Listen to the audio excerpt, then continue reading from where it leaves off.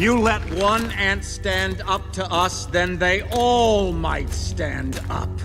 Those puny little ants outnumber us 100 to 1. And if they ever figure that out, there goes our way of life. It's not about food. It's about keeping those ants in line. That's why we're going back. Does anybody else want to stay? Let's ride!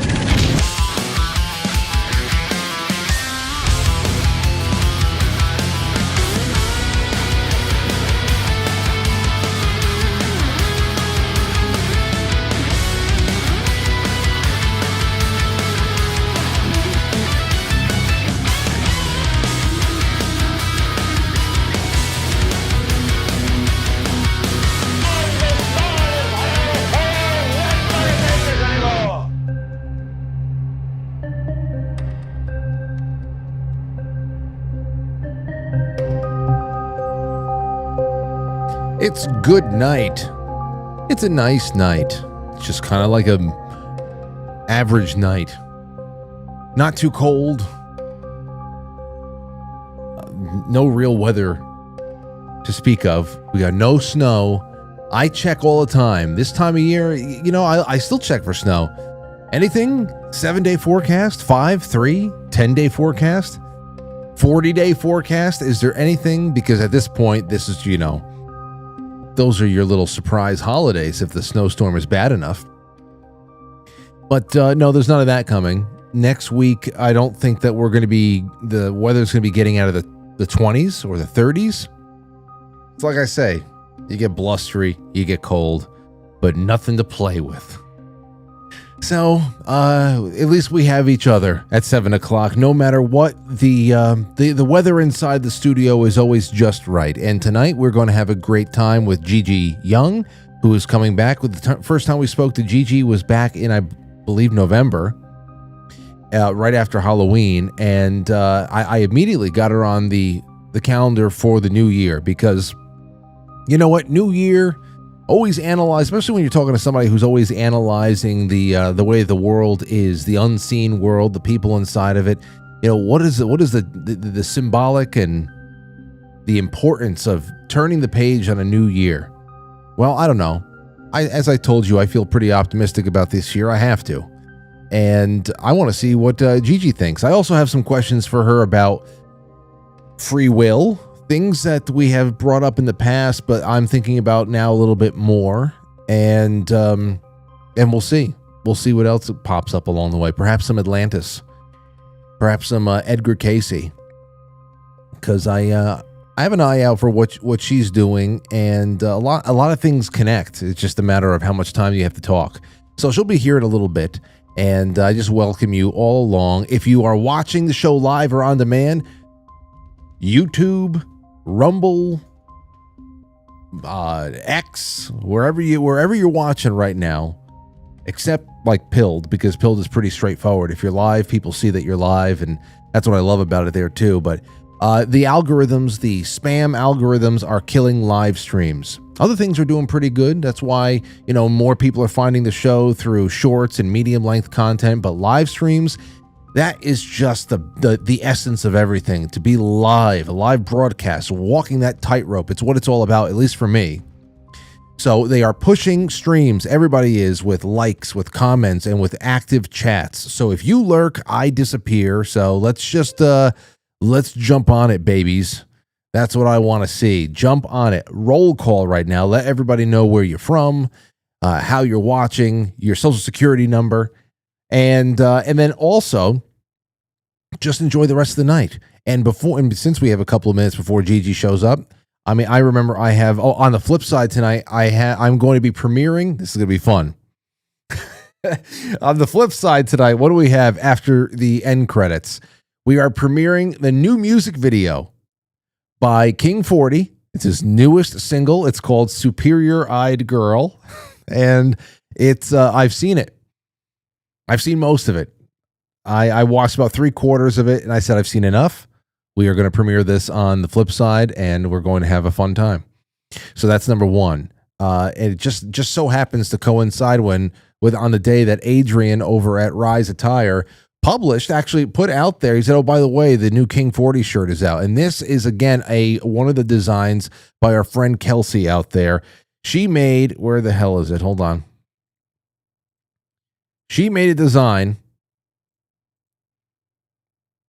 There it is. The King 40. I don't know. It's for broads only. So I guess it's just going to be a broads only shirt. I said, we got to get some, actually, I know everything is unisex over there, but we got to get some female cut shirts. Ladies, I know you've been saying it for a while too. I want some more, I like the fit no matter what, but if I can get more of a female cut, I put the petition in. So the new King 40 unisex cotton tee is up, and he loves it. He's like, I want one. I said, I'm going to send you one. He goes, yeah, but I want one for my daughter. I want one for, so he's going nuts. He's very happy camper tonight. So watch out for that in the flip side. We're going to premiere his new music video, and I'm excited. I'm already excited. And there's so much else to be excited about. We have a great guest coming on in a couple of minutes. Also tonight, just so you know, with the Super Chat raffle, I've collected all the names for the last 2 nights. Here we go. There is the six dimes. Mercury Head dimes. 5 of them are Mercury Head. 1 is Roosevelt, 1964. But they're all 90% silver. You're going to want to put that into your boxes and your safes and all that stuff. But I told you I had to add something else, and I wasn't going to combine the Jesus shirt with any pieces of silver. I don't like the way that feels. So I'm going to see I'm going to keep the shirt for another night. This is something else, though. Wart Guy in the chat room sent me something in the mail the other day, and I thought that they were spectacular. He said, Frank, I tried to write this in script for you, but it was too painful to work on this hand, so I'm just going to finish the rest of this in print. And he said he was watching a coffee stream, and he heard me mention nickels and holding history in your hand, and essentially that's what these are when you go into junk silver and not just silver stacking, the mints and all that stuff. So here is some paper history for you. Now, what he said, now maybe you can give one of these bicentennial $2 bills to a Flipside listener. What he sent me was really spectacular, and a little bit before here. For those of you who don't know, the Commemorative Act, okay? $2 bills stamped on April 13th, 1976 is a first day of issue commemorative item created by collectors, typically valued around, I don't know, we're talking, I don't know, obviously these are going to be worth a little bit more than $2 because they're pretty historical, and they are really, they're very mint. I mean, there's not a wrinkle on these. These are fantastic. The stamp and postmark were applied by individuals who took the new $2 bills to the post offices on April 13th, 1976. That was Thomas Jefferson's birthday and the date of reintroduction to commemorate the U.S. bicentennial. So I have a small stack of these things in here. You see? The stamp, all done at the post office in April of 1976. I'm going to put one of these inside of an extra copy of Fingerprints of the Gods I have by Graham Hancock, which I thought kind of like fit in with tonight's theme.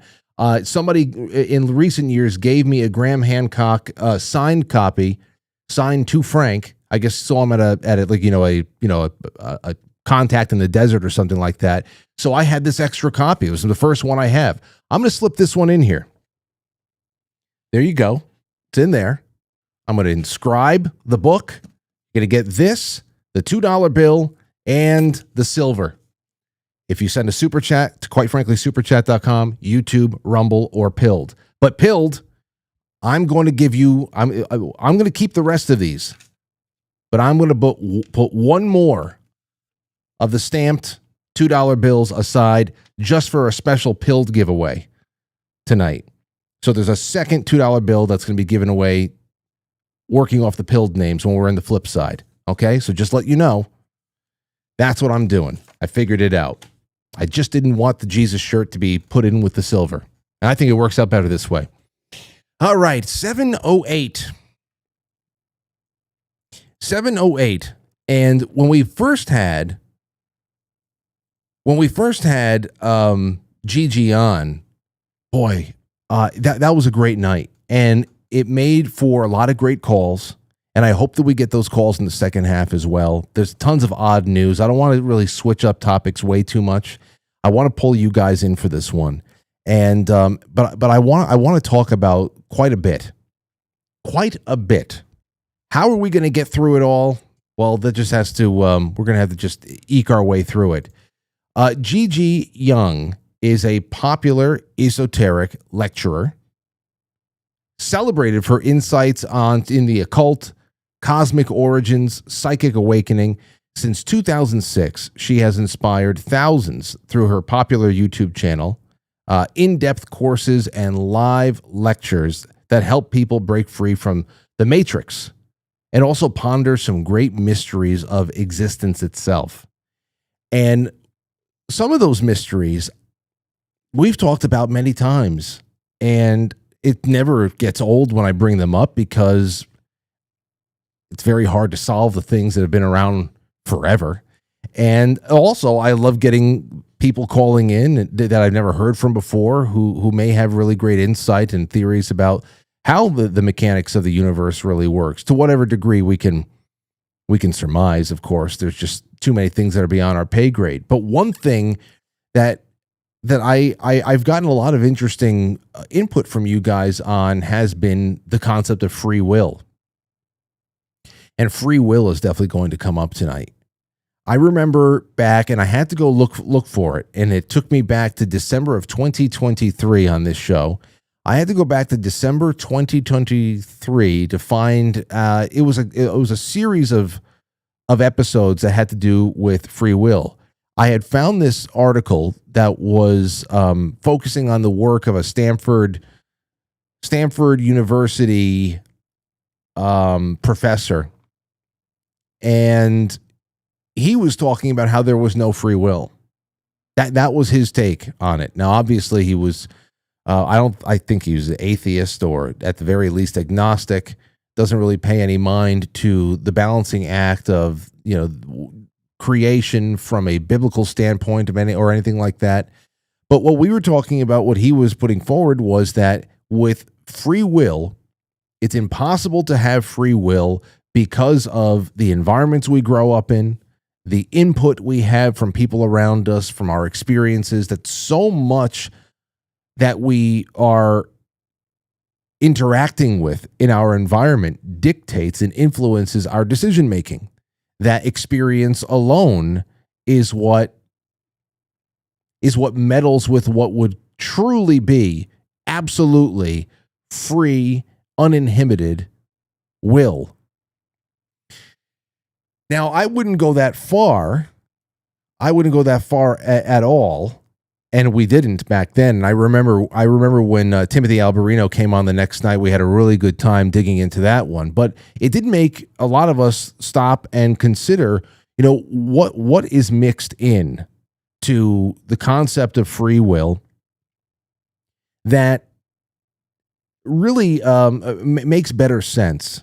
That within which construct do we have the ability to move in one direction or another? Where do we have the ability to make those choices and actually, plot our own path? And it whether it's for the best or for the worst. And then again, does that reserve true, free, uninhibited will for God himself? I thought that was really interesting. We're going to get around to it in just a little bit. And before we do that, I would like to once again welcome Gigi Young. Gigi, so glad to have you on. Happy New Year. How have you been? Good. Thank you so much. Well, thank you for having me. You're welcome. Well, the last time you were on, it was early November, right? I think so. Oh my gosh. It feels like it was sooner, but I think I was on in November. Yeah. Yeah. No, that was it. Everything's gone by so quickly. And I there were so many things that I wanted to talk to you about at the end of last show that we did. And all of the response from both of our audiences were so great. I was just so happy to already have had you on the list again. But what I would love to do is just start out with what you've been discussing with your audiences about the new year. I mean, how do you see it stacking up? Because everybody comes in with optimism if they can. I mean, it sucks to come into January 1st thinking, hey, there's no hope here. But we are a world in flux. We are spiritual beings in flux. You could just see what is expressing itself. There's a lot of mindlessness and soullessness in great ways expressing itself in the streets right now. And I just I wonder how close you think we are to a major breakthrough or a breakdown. I agree with you. I think that we are incredibly polarized, and that's what we're seeing. A lot of the stuff that's going on in the streets, I think it's just, I mean, I think it's not even about what we think it's about at the end of the day. You know, it's just like we're so polarized and just taking it out on each other, and it's really, really dark. But I think there's going to be a lot of political shifting. And I think that actually there's going to be a period of time where actually the people on the political right become exposed for corruption or sort of darker things that they've done. I think the culture has exposed a lot of the left and the darkness there, and we're seeing that now. But I actually think that in 2026, we're going to see a lot of corruption come forward on the political right in the way that we did in earlier times. And I think there's going to be actually maybe halfway through and moving into the end, I think we'll see a sort of more genuine movement begin to form that's resolving a lot of the problems that have happened in, you know, the last 5 years. So I do see there being a lot of conflict like this and people arguing, people fighting, but I do see a sort of deeper movement coming forward in response. And it really being about bringing a lot of the things that have happened in the last 5 years to resolution. Yeah. So I do think that that's going to happen, but it is going to get pretty weird because we're so deep in corruption. And a lot of people just don't realize how bad it is. And so we have to go through this sort of growing pain, if you will. You know, that is it's actually a fantasy of mine, to be honest. It's not even just, I don't even really put a lot of deep thought into, you know, how I'm even reading the tea leaves on that. It is so obvious to me that there are aspects of society when you're looking at the political spectrum, how they are showing their faces in the news, how they're showing their faces on the streets.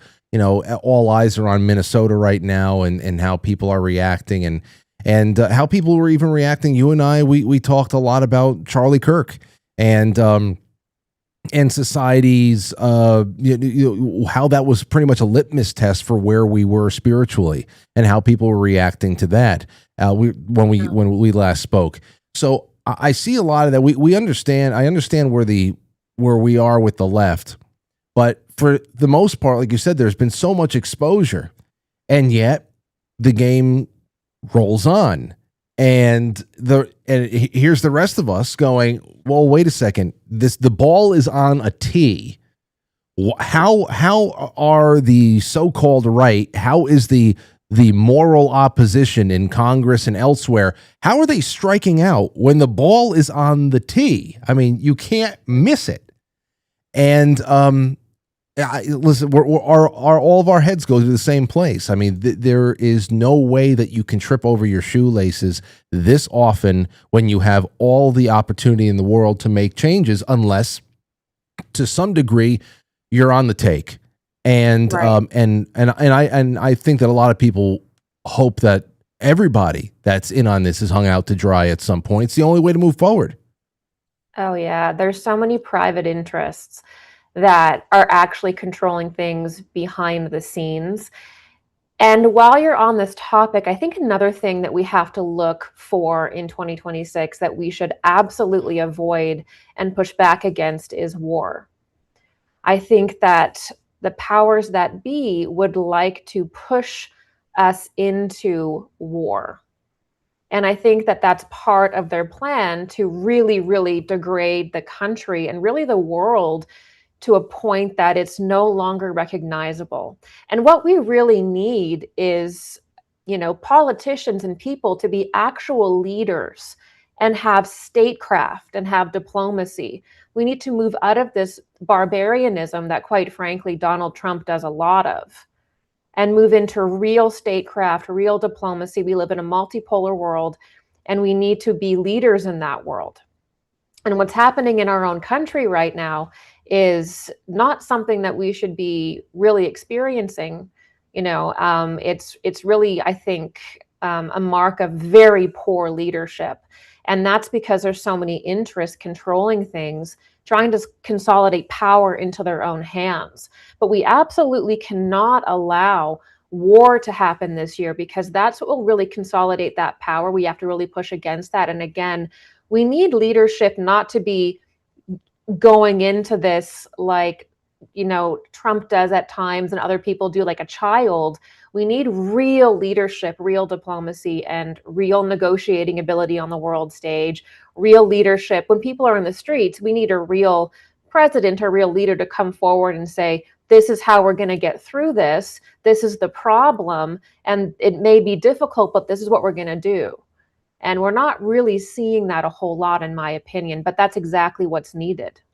Yeah, I mean, we might be on slightly different pages with some of that, only because the way I would love to see statecraft and diplomacy conducted, it's very hard to do it in the old very I don't know. The etiquette of the old world is gone, because the new war, you're talking about trying to avoid wars. We're very much mired in a war right now, and it's been that way for a while. And it's actually just the heat in my eyes has been turned up a lot. And because of the current form of war that we are fighting is not of kinetic means, and is actually designed to dissolve states.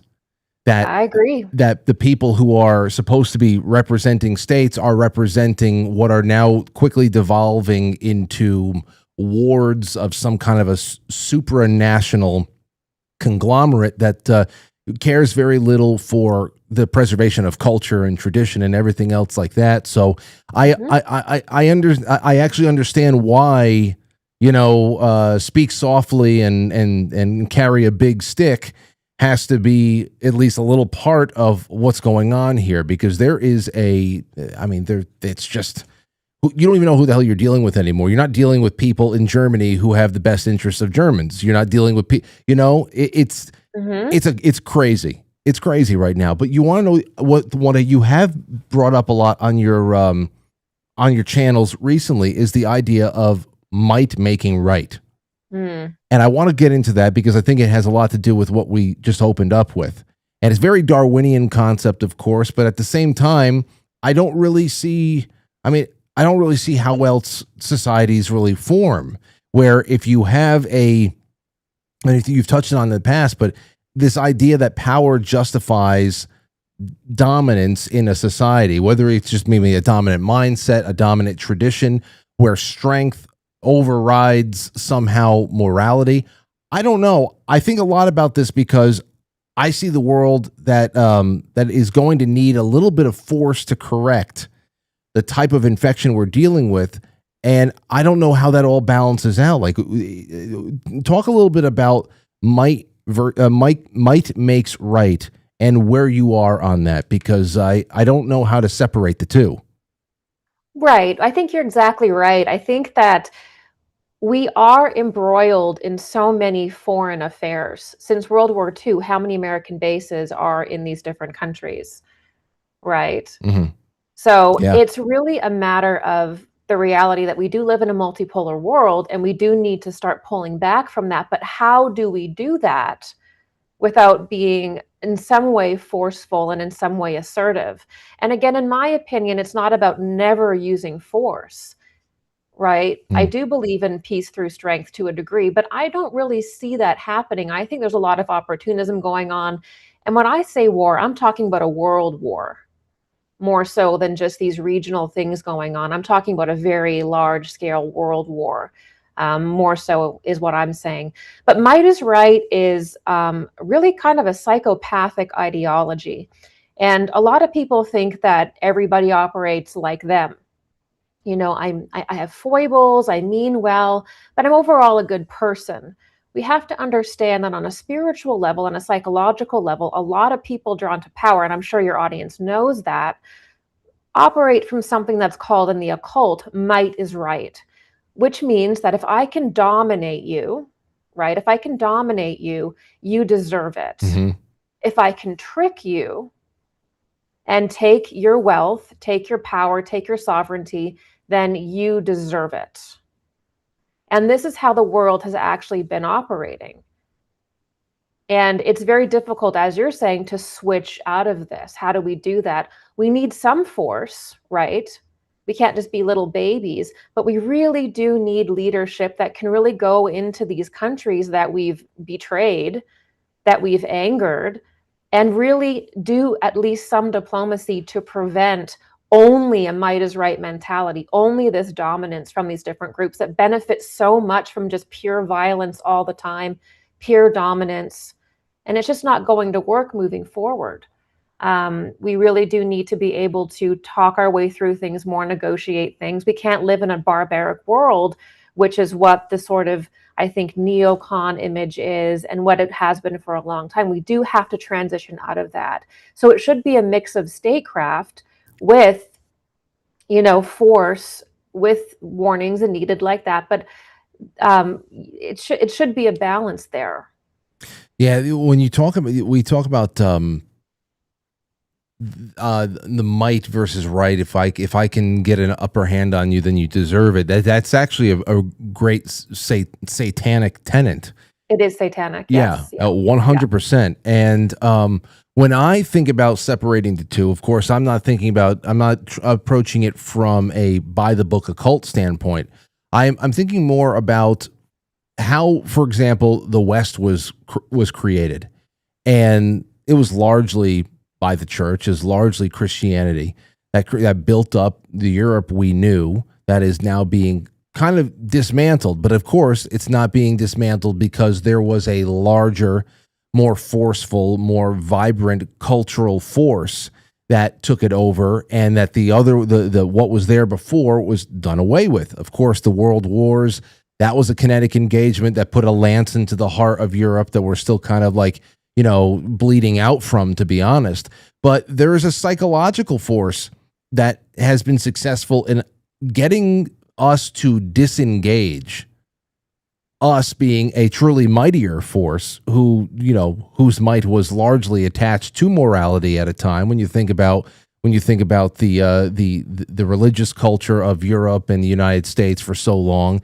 So there was a mighty force that was attached to a morality I think you and I can get behind, a moral code, but we've been disengaged, and now, of course, we see the opposite. So I always wonder, is there going to be another somewhat crusade? Because, of course, this is something that anybody who loves liberty now, it's not even just about, hey, are you a Christian brother and sister of mine? It's like anybody who loves liberty is going to have to find a way to find something in common with people, and to also be able to identify the enemy.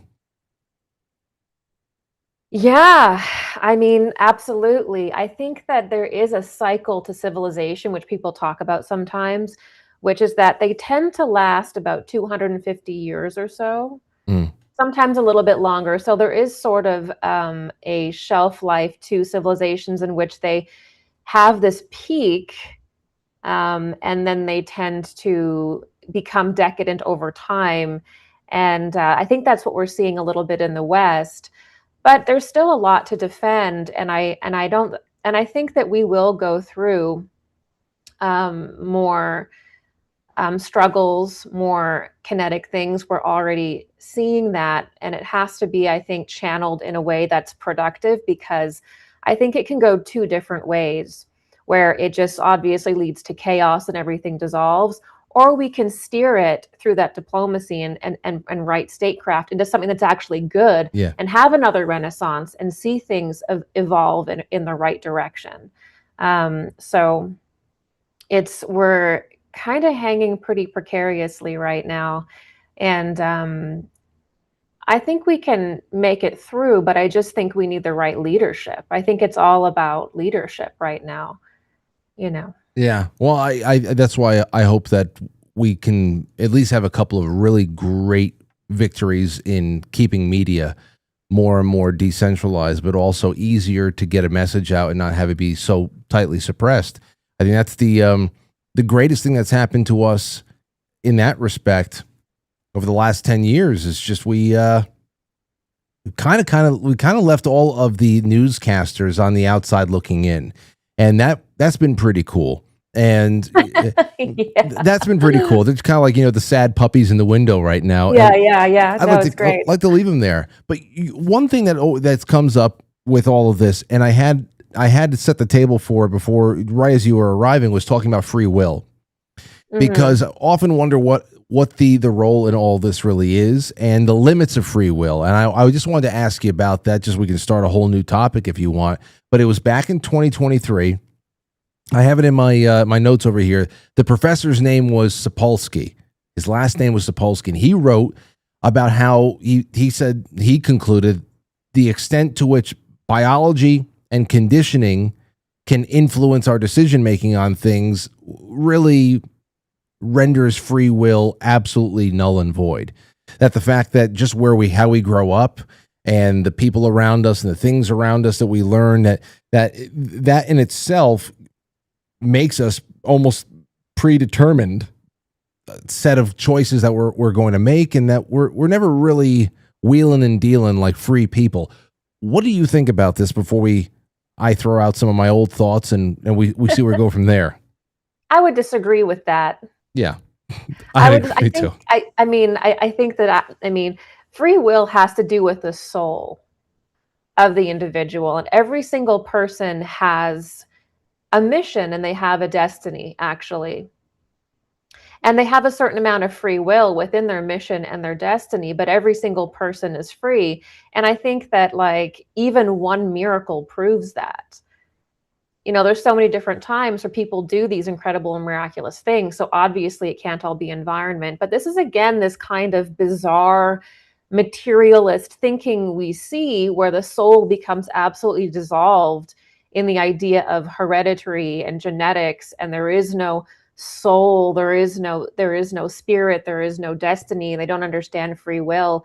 No, absolutely, you are in control of yourself and your life. We're actually here as people, as beings, to develop our will, to have agency. And we do have certain parameters that we're born into, but that's, if anything, a tool to learn from. If we come up in a certain household, in a certain city, in a certain way, our soul has chosen that to have that experience and to craft us in a certain way. So all of it is meaningful. All of it has meaning. And I think it's a very discouraging and dark thing to say, to be like, oh no, because you're born in this situation, or you're this or you're that, you don't really have the ability to control your life, or whatever it may be.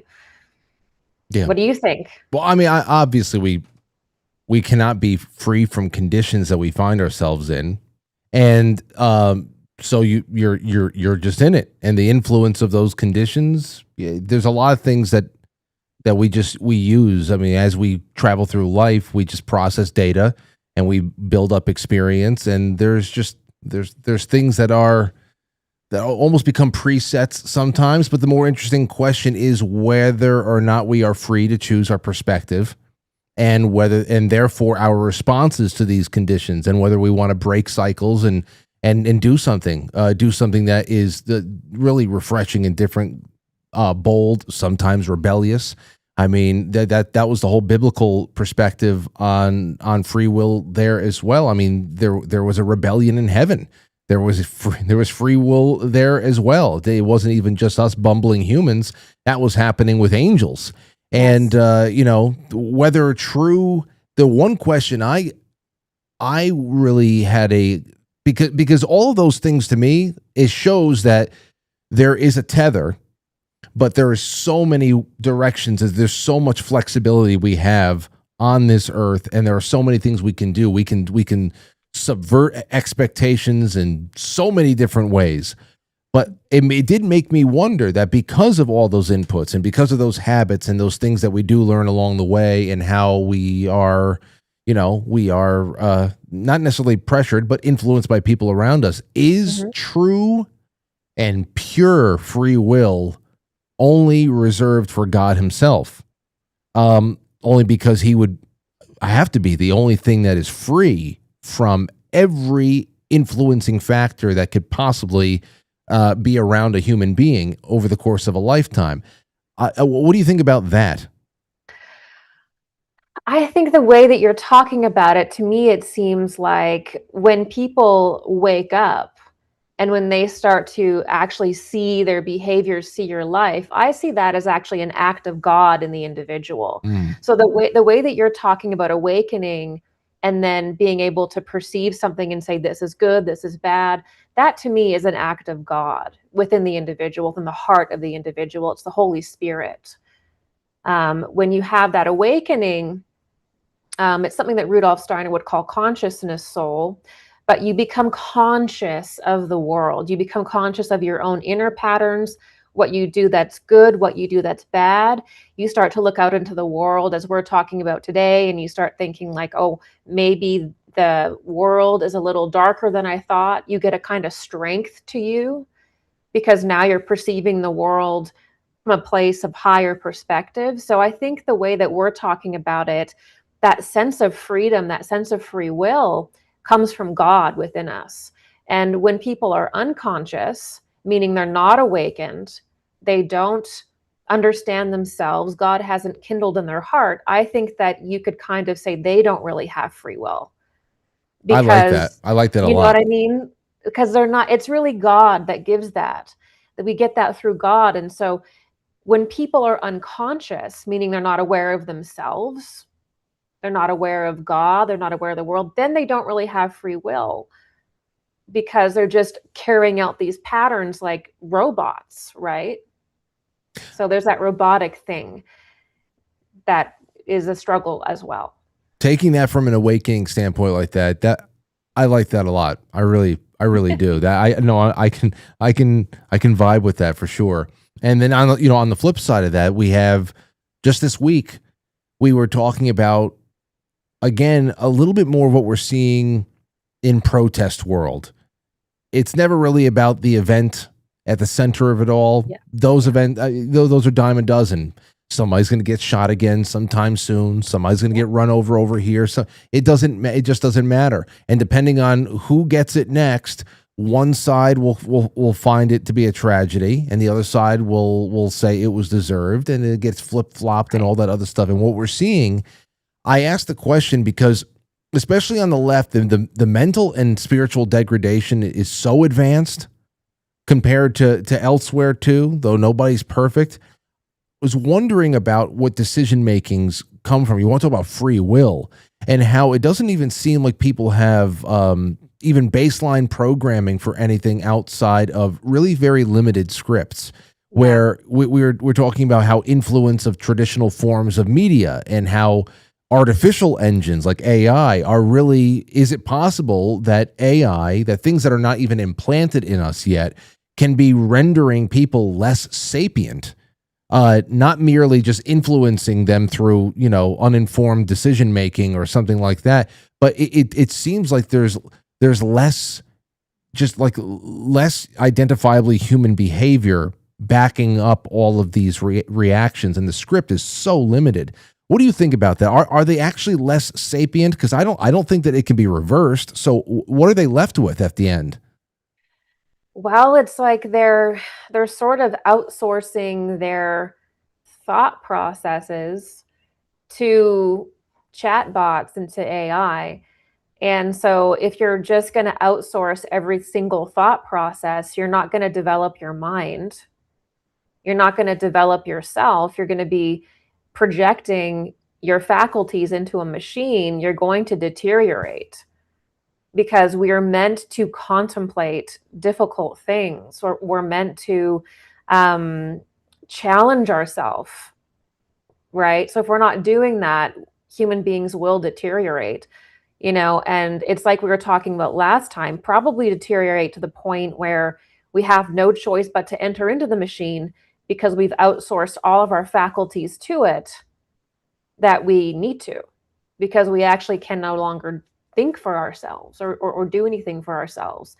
And so we're already seeing a lot of that, but it's not it's not a good cocktail for where we are when we do need to have not only good leadership, but we do need a strong public to be able to form opinions and, fight for what we have. You need agency and consciousness for that. And then, like you're saying, we have all these machines that we're outsourcing everything to, and it's a bizarre situation. When you talk about concepts like Atlantis, I mean, I've studied a lot of Robert Sepper's work. I'd love to talk to him about this. I've had many people come on to talk about Atlantis from a physical place, a locality, and then also taking the lore to not only try to find locality, but also to try to come up with what the hell was it that brought this civilization to an end. And some people will talk about there being a flood, some kind of a natural disaster, an act of God perhaps, but others will talk a little bit more along the lines of that this was a civilization that brought its own demise because of pursuing things like high technology at the same time that culture is diminishing and everything else, which is, I'd have to imagine that you would be able to find a little bit of disturbing parallel to where we are right now. Do you ever take the template, the stencil of the Atlantis story and put it over where we are right now and find anything interesting that correlates? All the time. I actually spend a lot of time doing that. So yeah, what's fascinating is that, a lot of people will look at some of the megaliths that we see, the pyramids or Pumapunku or whatever, and they'll look at that and they'll immediately say, oh, well, aliens built that because we don't have the potential to do it now, so we couldn't have done it then. But in reality, we're really being called to look back to the Atlantean period and a civilization that existed. It fell about 10, 11,000 years ago, according to different mystics and historians, but it was a very high culture, a very high civilization, and it developed more advanced technology than we have today. And Edgar Cayce was a very prolific speaker on this, but there's been other people like Ignatius Donnelly. It's in theosophy, it's in anthroposophy, it's in even more serious archaeological movements that aren't mystical at all. And it's a serious conversation because we're basically cycling around to the exact same thing where we develop this advanced technology and then we kind of destroy ourselves with it. Now, every single culture has a flood myth, which is really interesting. Even the South Americans and strange, far-off places you wouldn't think have a flood myth. And we have a flood myth in Christianity as well. And so we do know that there was some kind of catastrophe and cataclysm that destroyed something back there that was important and that we survived. That's a message in most myths. So we know it's there, but we're not really bringing it into modern times the way that it should be. So we're really kind of coming up to this Atlantean moment again. We're even seeing this technology issue where we're starting to do things like genetic engineering, which also happened in the Atlantean period as well. We're starting to do kind of mess around with very advanced technology to do with surveillance and, free energy or personal nuclear devices and stuff like this. This is very, very Atlantean.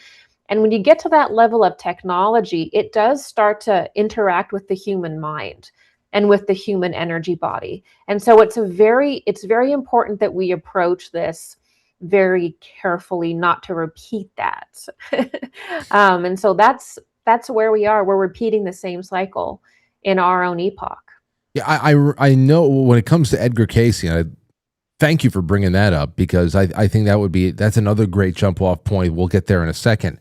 But depending on who you're talking to, because like you said before, there are a lot of different people who are drawn to stories like this, whether they are from mystical backgrounds or just hardcore archaeological, people who have archaeological interests, and they just want to pick and shovel to the earth and find out what's going on there. But that also explains why there's so many theories out there too. I mean, there's volcanic eruption theories, almost like Pompeii, major flooding events. I've spoken about that with not only Timothy Alberino, but off air with others. And then you have, of course, it always comes down to God's punishment for hubris. But Edgar Cayce in particular, I don't know if he got into the actual punishment and chastisement aspect of things, but like you said, I think he talked a lot more about advanced technology failures. And of course, some people would say that it's all pseudoscience and stuff. But I think Cayce talked about the misuse of powerful crystals or energy sources that cause self-destruction. So maybe that's those personal nuclear devices you were talking about. But there's always such variety in people's theories on that one in particular, on all things. But this is such a I don't know. The Atlantis attracts so many people to that conversation. Mm-hmm. And people laugh about, because Edgar Cayce said that Atlantis was this advanced culture that had this crystal called the Two-Eye Stone, and that the whole world was basically powered by it and had UFOs essentially that could go underwater and in the air, and they were in space, and we were doing exactly what we're doing now. And people laugh at that, oh, the big crystal, whatever, but literally the device that you are watching us on right now has crystals in it. Right? Mm-hmm. Technology that we use today has crystals in it. So it's an evolution of that. It's not the same thing, because the Atlantean epoch was actually a different condition. This is where you have to have the spiritual sort of information. When you go back far enough in time, the earth and humanity are actually in a slightly different condition. And also the elements are in a different condition. So when you're just looking back in a materialist way as like an archaeologist or something, or a literalist, you won't really understand the Atlantean period or the Eden period, which is Lemuria in mystery schools. We're not going to get that unless we understand that it was actually a slightly different condition. So our period isn't exactly like Atlantis. It's an evolution of Atlantis in a slightly different condition. And when we see the pyramids, when we see these incredible earthworks, megaliths, we're looking at the legacy cultures of Atlantis. We're looking at the cultures that were transitioning out of a failing continent and moving into these different colonies all over the place. So Atlantis was in the middle of the Atlantic Ocean, in between Europe and America, and it sunk slowly. It broke apart over time, causing these egresses into different parts of the world, into India, creating the great Indian civilization, into Ireland, into the Yucatan, according to Cayce, into Egypt. And so all of that we see, those are legacy civilizations that were egresses out of Atlantis, that were in between the sort of transition between states.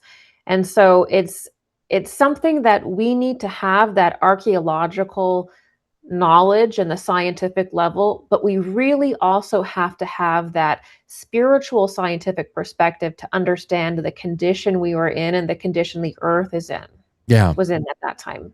I in particular, I love hearing stories and theories about Atlanteans who had resettled in Egypt and had continued to tell the story of what was lost in some of those hieroglyphs, and I don't know exactly where. I have to go back into it all and try to retain a little bit, but I love those stories. And going back to even things like Edgar Casey and his woo-woo crystal.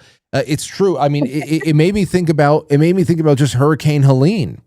That came through the what is it, the southeast to some degree, came up in through the Carolinas, North Carolina, into East Tennessee, and it caused a lot of damage, death all over the place. And one of the things that came to the fore in the middle of that in 2024 was I think that small town called Spruce Pine. I think that's what it was called.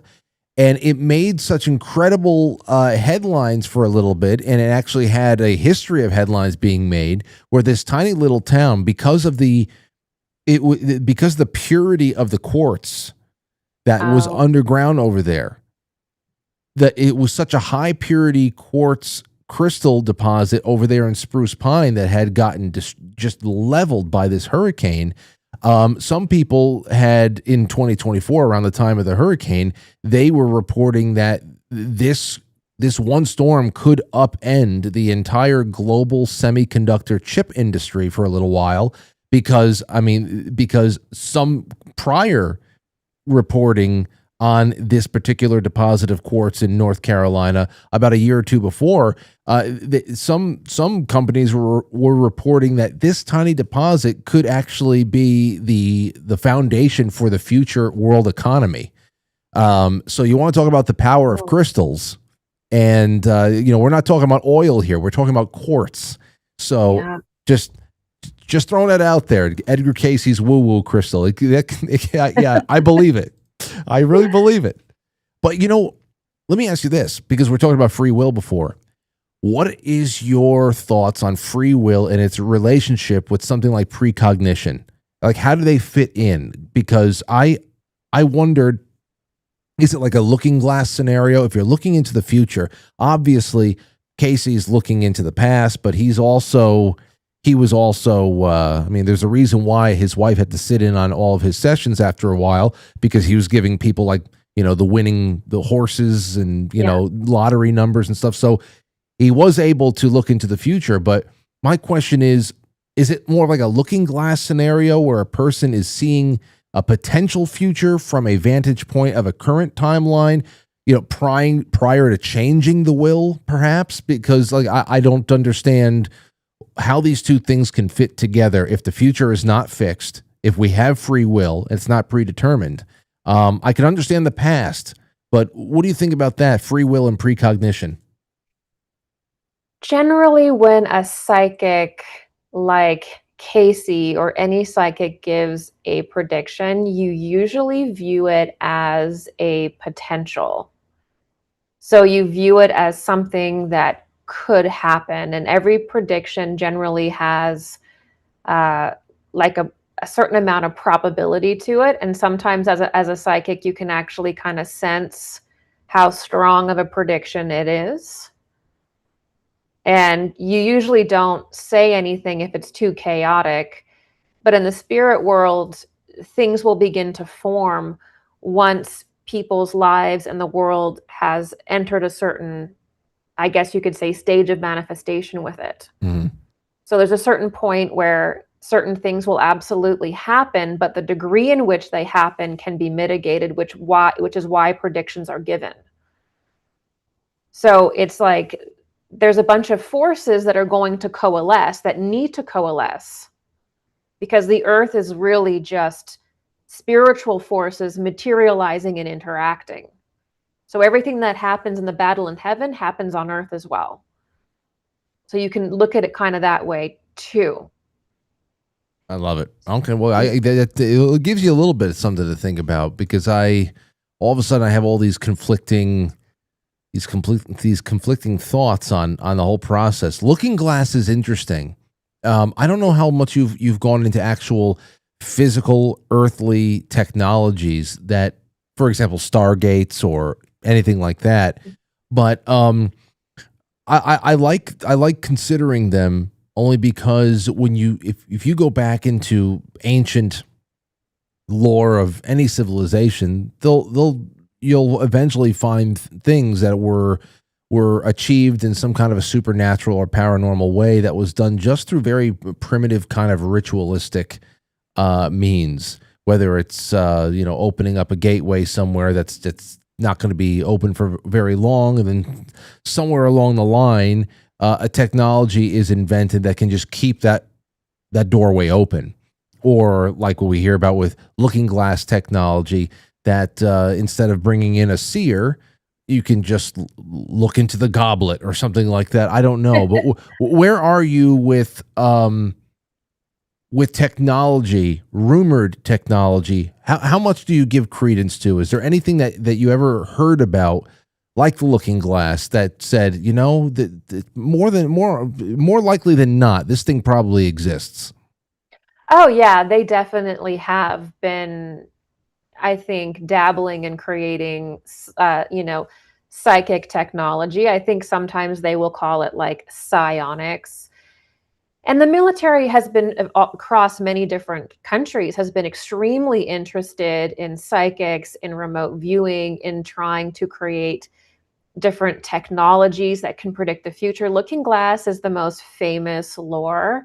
And I do believe that there is a technology like looking glass, though the only thing that I would probably suggest would be that technology will still have to work through people. Like if you want a psychic technology, it's not just going to pull those images from the ether. It needs a human being with a soul and a heartbeat to actually interface with it. So even though you have technology, in my opinion, you'd have to have a psychic behind still the technology to some degree, because it's not a human being. It has to come through humanity. It has to come through a human being.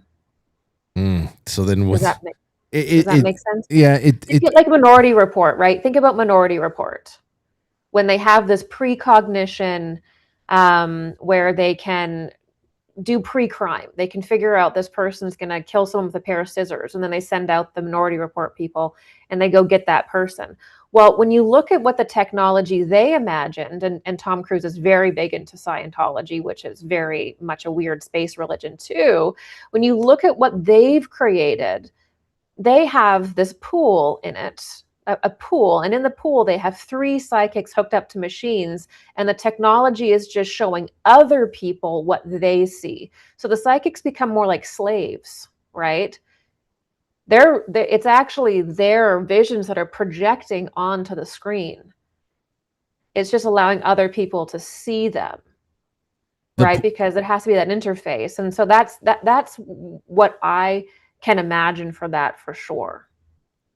Those pools, that's very, you find a lot of those all over the place. I mean, even when you get into things like that are a little bit more contemporary now, like Stranger Things, which of course was originally going to be called Montauk, and it was going to be, pulling from all of the lore that we took away from the Montauk station and the things that people talk about. People like Preston Nichols, who were talking about the Montauk chair for a long time, and anybody who had published anything that was meant to be taken seriously about psychic warfare and psychic espionage, especially during the Cold War, that those those pools, the certain types of diets that are being given, certain environments to be able to allow remote viewers and psychic spies to go out and project themselves into sensitive areas where they might encounter psychic guards.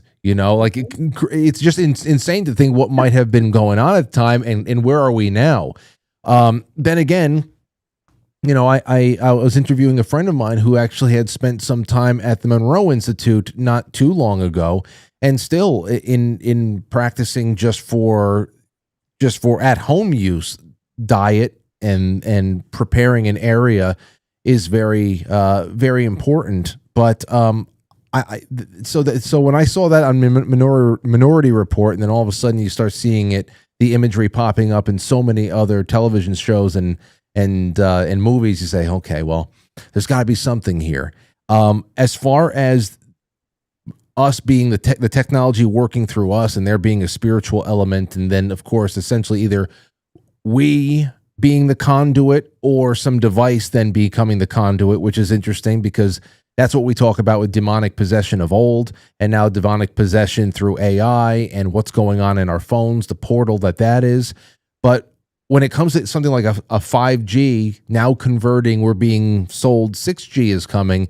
Popular Mechanics, we talked about it on this show a couple of times. Popular Mechanics actually floated the idea that future generations of cell phone connectivity, those networks are actually going to be generated by us, that we are actually going to be the network, and that we are going to be providing the signal, and it's going to move through us, and that was going to be the basis of future generations of data providers. I don't know if you've read into any of that. Obviously, it would be a logical and scary progression from where we are right now. You can't expect everything to stay where it is, can you?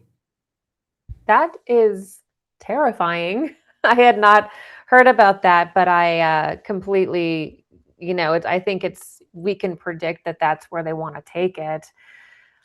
You can imagine too that if that is the case, imagine the kind of predictive work they could do and the occult things that they could do from that when they have you literally plugged into their system.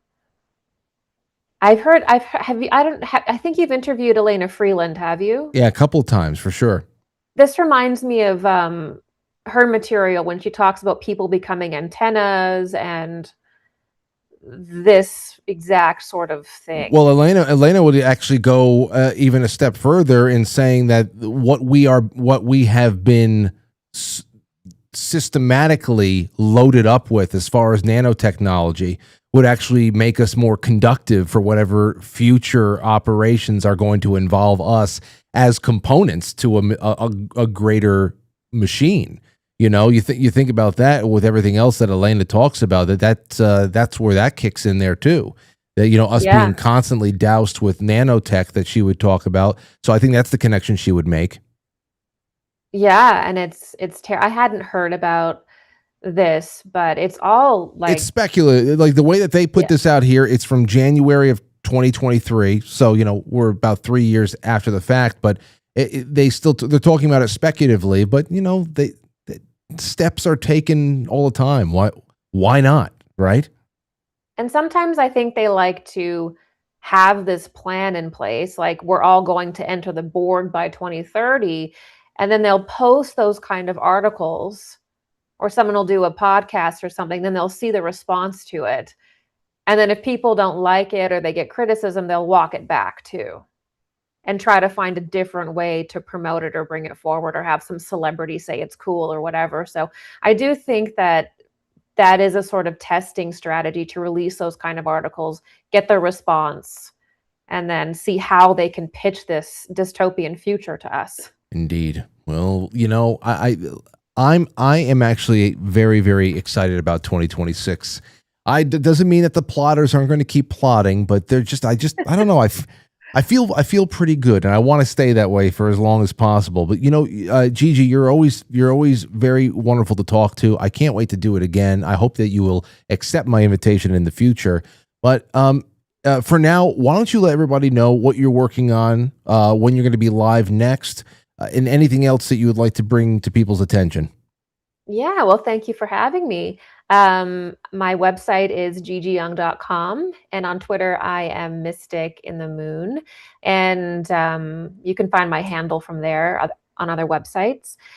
And I'm doing a series actually right now on angels and the spiritual hierarchies, and I'll be doing that for the next couple months, and I'll also be releasing a class on angels and spiritual hierarchies in February. So if you're interested in that, check me out. And that's pretty much it. Thank you so much for having me. It's always a pleasure. I love coming on. Absolutely. And I actually, you can click through, if you're watching on YouTube in particular, you can click through in the description of the episode. I have her channel tagged there. And after the show is over, Gigi, I'll send you a collab link so that more people can find you just by having this episode on in both places. So, all the best to you and yours, and Happy New Year. And I look forward to speaking again. All right. Thank you so much. Okay. Take care. Bye. Everybody, there goes Gigi. And now it's time for you guys and gals to fill in the shoes. There's so much we talked about. I mean, now it's time. And let me also just say, the other night, Monday night, we had a little bit of time after James and Skip from Patriot Protect came on. We had about 18 minutes to take your calls. And I opened up the lines like, damn, nobody's calling me? And then I realized I had my meeting, my Zoom meeting for my guests open the entire time that we had those last 18 minutes or so. And after I canceled that out, I saw that there was about 36 calls trying to call in. So I am opening up the lines right now. I'm opening it up. Nothing's going to stop you. Nothing at all. I can't take it anymore. 914-200-0269. Give me a call because I can't take it. I want to hear what you guys think. Have you studied Edgar Cayce? Anything that you say? Have you had a precognition? Any kind of precognitive experiences? Talk about it. Do you have opinions on the balance between free will and things like precognition that you think would not really go hand in hand? I remember listening. Speaking of another great interview with Gigi. Love the topics. Thank you, Frank. Well, thank you, Jay Britz. I'm going to get to your super chats in just a second. We have so many things to talk about, including all these things I have to give away today. Looking Glass. Remind me in a second. 503, you're on the air. Go ahead. Who's this? Hey, Frank, it's Marge. How you doing? Marge, how are you? I'm doing all right. Happy New Year. Happy New Year in April to you. Yes. Oh, yes. It's the true New Year, right? Yeah, the true New Year. I'm calling because I just listened to you and Gigi, and you guys were talking a lot about Looking Glass. Oh. Indeed. And I just wanted, Go ahead, sorry. Yes, we were, Looking Glass was part of it for sure. I was on that plane, Frank. Wow. Which plane? Looking Glass. What here? Well, fill us in. What's that plane? What are you talking about? It's an airplane. If you look up on your TV screen, if you go to Wikipedia, if you look up the history of Looking Glass, they talk about it at Offutt Air Force Base, and I used to be friends with the man that worked on that plane. He was a comms man. And he said, if you ever see this tail wing, come up and say, hi, I'm on the plane. You mean Go ahead. You mean Operation Looking Glass? Yes. It's an actual plane. It's a reconnaissance plane. They just eavesdrop. I did a big talk about it today, what Looking Glass is. You know how you break a mirror? Yes. That's what they do with America. They just give everybody a little bit of piece of it. Okay. Operation Looking Glass is slightly different from the theory of Project Looking Glass. And so if you go look up maybe you should go look up do the research on the Wikipedia, because they said it ended in 2000 and they just shifted it. That's just when they gave up command and they let the Navy take it over. Okay, let's see here. Hold on. They never changed the mission. Okay. What they started doing, the RC-135s was the plane that I supported, okay? Okay. And what they did with the Patriot Act is that gave us permission to fly all over the United States in the early 2000s and eavesdrop on people's cell phone conversations and determine who the terrorists were. So a lot of people got thrown in jail just because some machismos didn't like their attitude. Well, this is what I'm talking, and I'm looking at it right now. Looking Glass, or Operation Looking Glass, is the historic code name for an airborne command and control center operated by the United States. Since 2016, it's been referred to as ABNCP, that's Airborne National Command Post.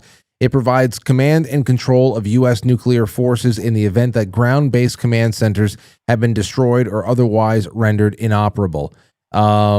and then it goes into the history here. And Yeah, the history is what I'm talking about. I was there from 00 to 06. okay, That's when I was on the plane. but you should know that what I'm saying is that Project Looking Glass refers to theories about U.S. government military technologies that allows you to time view both the past and to actually game plan future scenarios from certain. But I can do that, Frank. I've done it. From the I the do plane. that. I have these psychic abilities. Oh, you personally or in the military?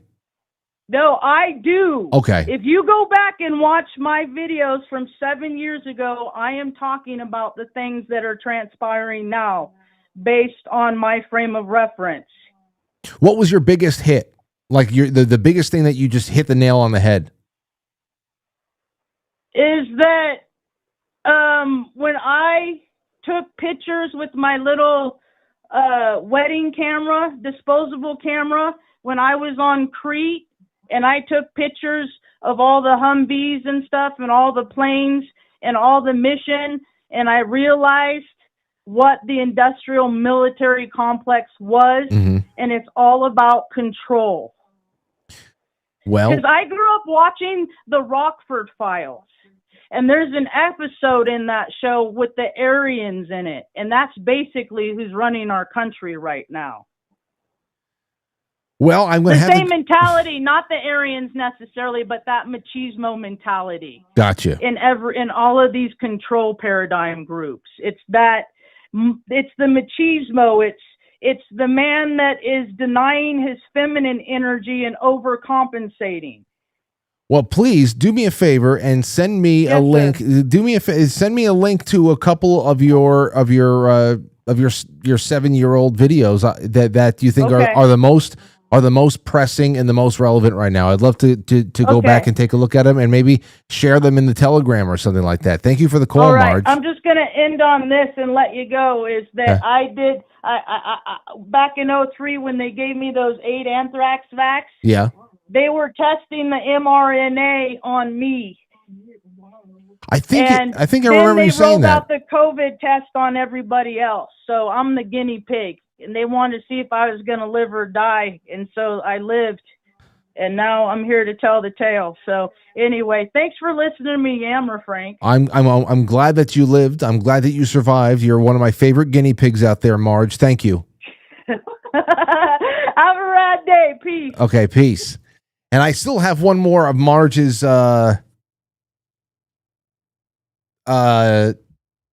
shirts. It's right behind me. It's the black extra large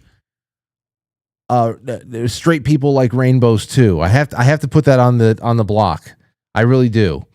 Okay, let's take a call. 920, you're on the air. Go ahead. Hi, Frank. This is your old pal Aaron from Truth Quest. Hello, Aaron. Hello. Thanks for taking my call. I have a couple of things. One, Andrew Basiago has stated several times that there were a few times when the principals of the Project Pegasus would call the chronovisor the looking glass. So that might be part of it. The chronovisor being the Vatican technology? Well, the Vatican technology that was further developed by DARPA. The Vatican just brought it up to the sound. They had a sound that came back, but the Pentagon or DARPA had moved it into a not just sound, but also like a TV screen so they could record history. But another thing is I have had precognition, and it's a very strange kind, and this is the reason I don't watch the news anymore. Before, when I used to watch the news, it's a show like a missing child, and I would instantly know if they were alive or dead, and I was always right.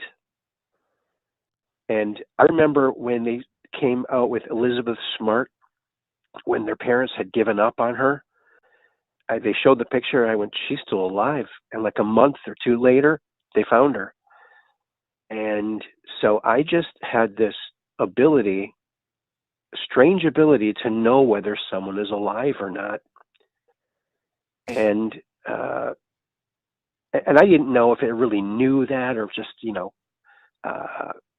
just the roll of the dice. But I was at my ex-girlfriend's. She was making dinner for me and her daughter, who was graduating that year, years ago. Uh-huh. And she's a really good cook. I think it was prime rib or something really good. She was a very good cook. And she showed us her graduation pictures. Her name was Olea. And she opened it up, and I got that feeling. And I thought, well, this proves I don't have this cognition, because obviously she's sitting right here. 2 weeks later, she was dead. She died in a tragic train accident with her best friend. Well, Aaron, I got to tell you, you're not getting invited over for dinner ever anytime soon. You just that went right out the window. Maybe a handshake and a pat in the back one day, but that's it. No, I'm not dangerous, dude. But it did freak me out, and that's why I don't watch the news anymore. I don't want to even open myself up to that. But it's well, again, pretty freaky. Listen, that is just something that people live with, and it's inexplicable. And mathematics and probability is not enough to bring any kind of clarity or to settle the issue in any kind of satisfying way. So I appreciate that. And you know what? Tell Andrew next time you talk to him that I say hello, and I'd love to speak with him again. It's been a few years. I don't know if he has anything else he'd like to talk about. I didn't want to bother him, but I always appreciated the time he had on the show. Keep your prayers out for him, because I have not heard from him, and I heard from him almost every single day for years, and I haven't heard from him. He hasn't returned my calls, so please keep your prayers out for Andrew D. Bashago. Okay, I definitely will. He was a very, very, very good man, and I hope that all is well with him. I know he was having kidney issues, and last time we spoke, he was, trying to raise money and awareness for things that he was going through, and he'll be in my prayers for sure. And if you do hear from him, please send a message along for me if you can. I will, but why don't you call him too? Because I think it's important for him to hear from more than just one person. All right. All right, will do. Thank you, Aaron. Have a good night. All right. You betcha. Thanks. Bye-bye. Thank you. That's Andrew Bashago. That's another one who is just goated when it comes to old school nighttime talk radio stories that are just incredible. And the fact that we had him on for 2 Saturday nights is I'm very grateful for that, and I hope all is well. Now, as far as this, let me put up the screen here. Hold on. The open line is 914-200-0269. There was somebody on that was interviewed about Project Looking Glass. Not Operation Looking Glass, Project Looking Glass. And I forget the way that they describe the actual device there, but essentially, I remember them talking about, what the hell was his name? Wood? Last name Wood? I forget what the hell it was. But I remember him talking about how it was a way to pretty much war game future scenarios to see if you can get a desired effect from different. It's almost like, being able to go through a book that is choose your own adventure. And at a certain point in a book, you can make a choice between A, B, or C, and then you pop to another part of the book, and then you follow it, and then you can reread the book and just try things differently. That's exactly how it was described in this one interview that I had watched years ago. That the powers that be, the powers that currently have their hands on all the technology and are trying to keep society as docile as they used to have us, that they have been game planning and war gaming all these different scenarios to see where they come out on top and where they're able to essentially preserve their hegemony over everything. And what he said was that what they found is that there are no more plays left, that all the moves are bad moves, and that wherever they go, there are closed doors, and that there's a big event coming. And I remember the interviewer saying, "What is this big event? Is it like the end of the world?" He goes, it's not the end of the world, it's the end of their world. I remember him saying this. I'm going to have to do some digging to see who the hell it was. But I thought that was an interesting aspect of the whole looking glass from a technological standpoint and all the lore that has built up around it. That it was a way of kind of like testing different paths to go down based on, and how do you establish that? I don't know. Like, do you get yourself in the mindset? Does somebody have to have electrodes on their heads and they on their head and actually like make a decision to go and make, what do we do here? Because the future, if we do have free will and everything is not just determined for us, then you'd have to imagine that a machine that puts you into the future can only give you a possibility based on a very narrow version of, decisions that are made. So that's what I'm interested to see if I can get a little bit more on that for sure. So let's go into the super chats and I'll take your calls along the way. Two Dogs, Mike D. Mike D says, hey, Frank, great show, listening while at work. Well, it's good to have you out there, Mike. In fact, let me take the name picker and put it over here so I can more easily. Two Dogs. Tom Wilbur says, as always, a great guest and a great show. Can't wait to add some dimes to my collection. Thank you for all that you do, Frank. Well, Tom, may the force be with you. Thank you so much. The Pains from Indiana. Love you, Frank. Thank you. I love you too. The Pains. Jay Britt says, another great interview with Gigi. Love the topics. Thank you, Frank. That came in before. I did not add it yet, though. Gribble Sillin, I so thoroughly enjoy the angle Gigi approaches things. I do, too. There's just a few things that we're not on the same page on, only because, like Donald Trump, with Trump, obviously, I want to be more, I just want to be more domestically focused. But I admit I don't know what's going on behind the scenes. And when this is all said and done, we'll know if anything of note was really going on behind the scenes. Can't just keep kicking the can down the road that this was set up for, 3 presidents after him from doing something. Make a splash. And I want that splash to be here at home. And the best way to fix a lot of foreign issues is actually to get our domestic policies under control and our money under control. In fact, not making our money available to anybody anymore. Can you imagine what would be? Can you imagine what would be in this world if we didn't make our money and I would stop selling military equipment to everybody. I would stop selling everything that has to do with war. Say, nope, you know what? Build your own fucking planes. Build your own planes, build them all, go ahead. We're going to sunset all of our relationships, and that's just the way it is. That would be great. I would love to see that. That's on my wish list. I do not, though, as far as a person, he has not made war, though. There have been military operations. You say we are lucky that they didn't turn into bigger fiascos and actual prolonged wars. How much longer does that go on before we get ourselves into one, though? I don't know. You're like, it's a roll of the dice. Things seem to have been pretty strategic and in and out. And of course, the constitutional objections kind of go to the wayside because where's the Constitution present anywhere? We're all just watching this damn game that we're paying for. That's the worst part about it. I don't see how you can go through the world being meek right now. I don't see how you can go into the world we have right now trying to make any kind of change and trying to buck the system that largely looks at the United States as I don't know.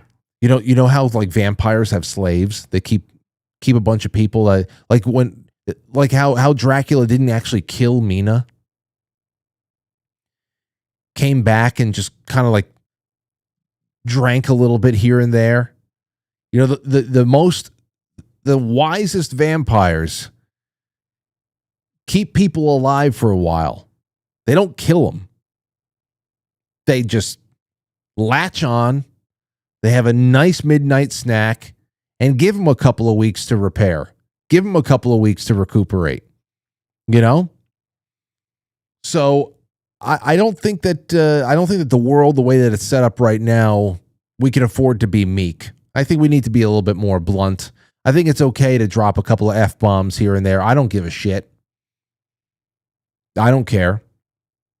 You noticed, and you want to notice, you know why you know that everybody else doesn't care about, President Trump cursing from time to time? It's so unbecoming.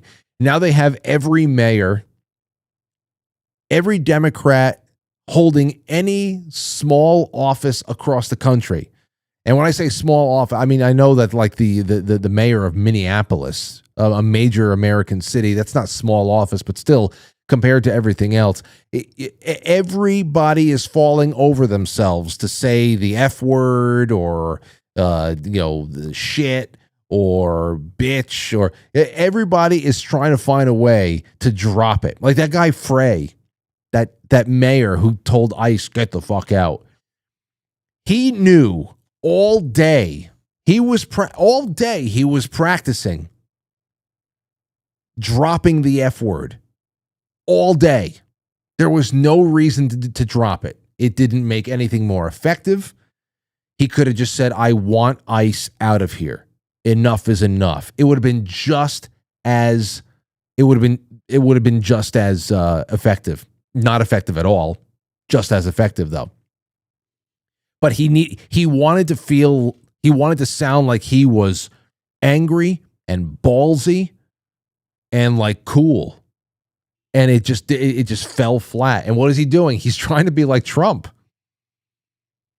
So I don't, the world is messed up one way or another. Trump's presence in it being a little bit more of a disruptor and a little bit more uncouth. I don't care about that anymore. I don't care who he calls what at this point. I don't care. I will care about a very certain, I will care about the progress report that you and I are able to talk about at the end of 2028. We have to have a full-on progress report. I'll care about that, the wins and the losses. And so that's just it. How do you deal with vampires? Politely? I don't know. I don't want to be pleasant with any of them anymore. At the same time, I don't want to start any wars. But let's just withdraw. That's what I say. All right. Gribble Sillin says, big love to Frank and Frankly's from Wisconsin.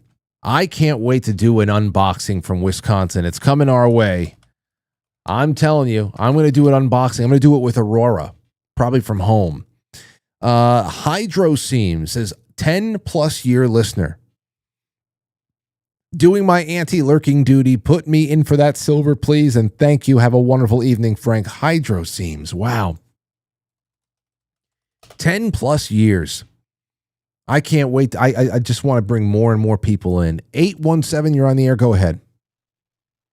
Hey, Frank. This is Cloud9. Cloud9, how are you? But a lot of things for you to sink your teeth into tonight. We have consciousness, different shades of consciousness, ancient society, hidden technology, mythical technology, free will. What are you gonna lay on us tonight? Shit, do I just have to choose one? I mean, tie them all together if you want, but well, okay, yeah, I'll just shoot from the hip then. The primary thing I wanted to focus on was something that you and Gigi were going back and forth about, which I think is the kind of the main topic, which is parasocial phenomenon and free will consciousness versus this deterministic mechanical definition, I guess. Really what it comes down to, from my perspective, is that if you are trying to play God at any point in your life, there's going to be consequences for those actions. And I'm not just talking like spiritually, I'm also talking like in a matter of the material world. So we know about Rainmakers and the CEO, which for everyone who's listening is a cloud seeding company based out of Southern California. And this is something very similar to what Bill Gates has been doing. A lot of the climate change activists are trying to intentionally create clouds for what they say is for dry areas, dry lands in places like all over the Southwest United States. So one has to ask, like, is this something that is already predetermined? Could someone have realistically seen this coming? Or is this also just a product, a consequence of free will, playing God? So this, in turn, kind of makes you ask the question. It's like, okay, well, what types of technologies, if like the corporate world has access to these, or small businesses or big businesses have access to these types of technologies to kind of force their hand in the matter of something like weather, which, 40 years ago, we just assumed it was all, by design, by nature, from, the sun and the atmosphere. But today it's kind of out in the open. It's an open secret that, well, now, anytime there's a drought or hurricane, a tornado or a fire, one has to ask the question, was this natural or was this man-made? Oh, we're always asking that question. Absolutely. Always now. Yeah. It doesn't matter. Hurricanes especially. You think that, the power that a hurricane generates and the power that it has to lay waste to an entire city. And the first thing that so many people wonder is, who was steering this massive thing? It's always close. It's never far from the conversation.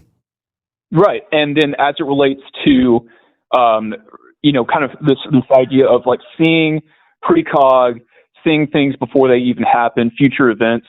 I think what is really interesting is like you have Solomon, who is considered to be the wisest king in all of the Bible.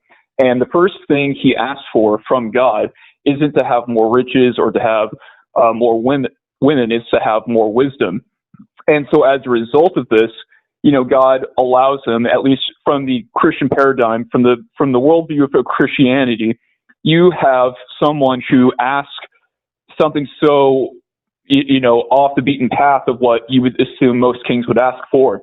And so as a result of gaining wisdom, he's able to basically tell who is the mother of this child without even having to say or point out who the mother is. He already knows because he's already been granted his divine wisdom.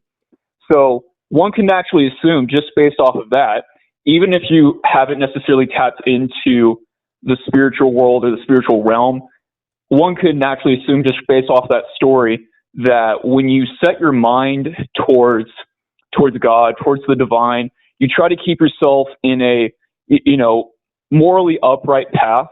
Yeah. Whatever that looks like. Because I know that most people like to say that morality is subjective, but I do think there is some objective, partisan things that we can all kind of agree upon, even if you're not coming from a Christian or religious worldview. I think you can tap into that wisdom and just kind of being open to the idea that, like, if you ask for wisdom, that you're going to potentially start noticing patterns.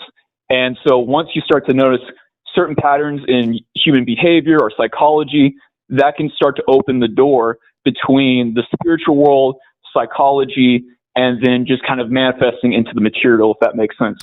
It makes perfect sense because, you think about it, and thank you for the call, Cloud9. Wonderful call as always. I love when you bump in. You know what? The only thing I wish, man, is that, again, I don't know. It's Zoom. Maybe one day I'll be able to find myself a better system that is more like Skype, where when people call in, I can add them right to a phone book so that when they call in next time, I know who it is. That's the only thing I hate about this. But it's always great when you call in. Thanks again. Yeah, of course, Frank. You have a good one. Yeah. So back to what he was saying. When back in 2023, and even tonight when we're talking about free will, the whole thing that, well, are we really free? And you say, okay, well, what would truly constitute, what would you have to do to like prove to somebody that you have free will? Like, how crazy and erratic would you have to live your life just to show you can't hold me down. You'll never be able to predict what I'm going to do next. That's the crazy thing about it. There are plenty of people who know God and reject God. who even because maybe they hold a grudge. Maybe it's going. I mean, think about Mel Gibson's character from Signs, the movie Signs. Mad at God for taking his wife away. But then there's just like Cloud9 was talking about, when you find yourself in the current, swimming in the current, not against the stream. That's tiring shit. In the current, and you have found yourself, you found yourself within a moral structure that is either extracted from a religion or whatever the hell else. But if you find yourself living a moral life, that right there really, that gives you the premise. That gives you the premise for everything that you're going to be doing from day to day. It really does. And it just, everything just naturally falls into play. And that's what you start choosing. It's not like you're constantly, as human beings, it's very rare. I don't ever feel like you're always constantly fighting against things that are, I mean, I guess sometimes you do fight against things that are good for you because you just don't want to do them. Maybe you're lazy. Maybe they're just not as fun. Maybe they're uncomfortable in some ways, but you always, that barometer is there for you. And that's where your decision-making comes in. And you can put things off. You can procrastinate. You can just generally rebel. But you don't really get too far. You don't really get too far. And I think that just naturally, when we feel our best and we feel like we're really going in the right direction, all that stuff just flows. And you're never too far. You actually gravitate toward better decisions. And rebellion is something that's not really necessary. All that teenage angst gets worked out of you, and you just see. We have everybody, what's the meaning of life is one of the most played out questions out there. But you could just see that we have very simple mission here on Earth. Very simple mission. We're not here for very long. We have a very, very few functions. That doesn't mean that we're any less magnificent as far as creatures, but we know what we have to do to sustain ourselves, and we know what we have to do to sustain our kind through reproduction. And everything else naturally we do is we tend to try to create and make order out of the chaos around us in the wilderness to kind of stabilize things for people that we care about, whether they are neighbors or friends or family or all that stuff. We are community building creatures. That's just what we do. And we create, we're artistic. We are storytellers. We're conscious. And it's really just about building on that for future generations. How do you, again, tame the wilderness a little bit more, make more sense out of it, and beautify the place? It's just why? What are you rebelling against? Where does free will really take you too far from that? Like, where does the guy from Stanford think we're all going to be going? And if who cares? Who cares if we have influence? What if we're influenced by our nature? And that inside of there's plenty of flexibility. And, rebelliousness doesn't really get you too far. Unless, of course, you are rebelling against the tyrant who's pulling you away from a life wherein you are able to pursue good moral things.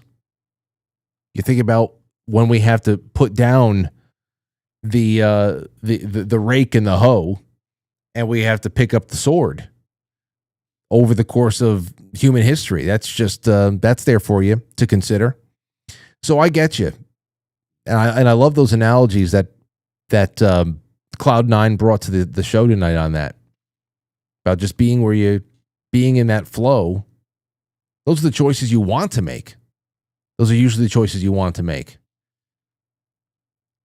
Because at that point, you would be choosing not to do something just for the sake of not doing it, to disrupt whatever flow you're in. And that does not make any sense whatsoever, because a part of human being, some people deny this part of themselves, perhaps. Some people just can't define this part of themselves too much. They don't really see that in a organized religion or a faith or whatsoever, but they do still feel that spiritual end of themselves. And that is a major part of us that gets plugged into the natural world. That's our connection to the natural world. We don't actually have physical roots. Some people would tell you that we were once in a vegetable state. We had our turnip dicks. We had our turnip, the penises that were turnips.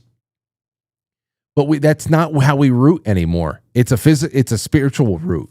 That's the conduit. That's what connects us all. And once you're connected to that source, what are you rebelling against? Then why would you want to leave? You know, that's there's a whole other door that opens that you can make more choices inside, you know? Well, let's just hope that the choices continue to grow. That sounds like a lot of fun. A lot of fun. Let's see here. 914-200-0269. I'm going to rip through these now because we have more. I've been adding them as we've been taking calls. The super chats. Two Dogs Mike D says, I also stationed at Offutt for 3 years and have info on what she's talking about. On another note, I've been in some of the tunnels related to Boys Town. I was there from 99 to 02. No shit. Well, Mike, what the hell, man? You've been watching this show forever. I didn't get any inside info. We're opening up the inside information line next week. We might open up the inside information line tomorrow. I'm just going to keep it open. If you have inside information, you got to call in and drop it on us. Eli P says, my favorite time of the day is from 7 until pilled. Thank you, Eli. ST says they're even cheapening the emphasis of what the F word should be, when the F word should be used. Yeah. Yeah, it's just like, oh, come on. Don't curse. When you have me saying, oh, don't curse, you're not using it right. You're not using it right. It doesn't sound right. Okay? You don't want someone like me going, ugh, when you curse. Like, ugh, come on. Mm-mm. No, that's very unbecoming of you, Mr. Mayor. You fucking freak. That's how you use it. See? Take note. Kids, I hope they'll listen to me. I will get you kicked out of places. Don't act like Uncle Frank.